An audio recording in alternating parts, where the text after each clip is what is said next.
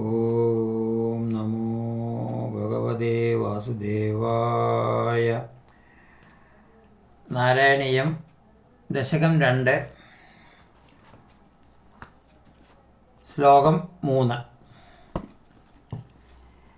യത്രൈലോക്യമഹീയസോऽപി സമ്മോഹനം മോഹനാത് കാന്തം കാന്തിനിദാനതോ വിമധുരം മാധുര്യദുര്യാദപി സൗന്ദര്യോത്തരതോപി സുന്ദരതരം ത്വദ്രൂപമാശ്ചര്യതോപ്യാശ്ചര്യം ഭുവനേന കസ്യ കുതുകം പുഷ്ണാതി വിഷ്ണോ വിഭോ. ഹേ വിഷ്ണു വിഭോ, യത് അല്ലയോ സർവവ്യാപിയായ ഭഗവാനെ, എല്ലാവരുടെയും നിറഞ്ഞ് കിടക്കുന്നതാണ് വിഷ്ണു. ത്രൈലോക്യ മഹീയസ അഭിമഹിതം, 3 ലോകത്തിലും എത്രയും പൂജ്യമായതിലും വെച്ച് പൂജ്യവും. മോഹനാത് അഭി, സമ്മോഹനം, മോഹനമായതിനെക്കാട്ടിലും സമ്മോഹനവും. കാന്തി നിദാനത അഭികാന്തം, തേജോനിധി ആയതിനെക്കാട്ടിലും തേജസ്വിയും.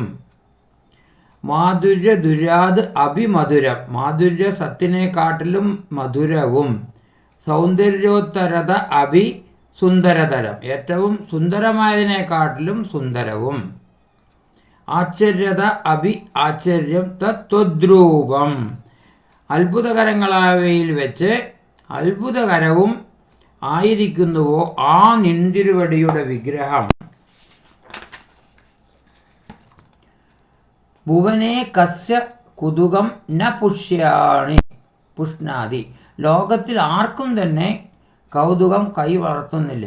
ഏവർക്കും കൗതുകപ്രദം തന്നെ, എല്ലാവർക്കും കൗതുകമായിട്ടുള്ളതാണ് ആ ഗുരുവായൂരപ്പൻ്റെ വിഗ്രഹം.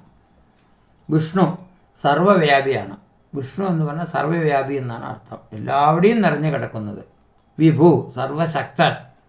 ഈ 2 സംബോധനകളാൽ എവിടെയും നിറഞ്ഞിരിക്കുന്നതിനാൽ കണ്ടെത്തുവാനും സർവശക്തനാകയാൽ സംസാര നിർവൃതി വരുത്തുവാനും കഴിയുമെന്ന് ബോധിപ്പിക്കുന്നു.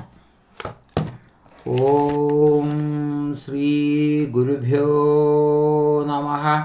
ഹരിഃ.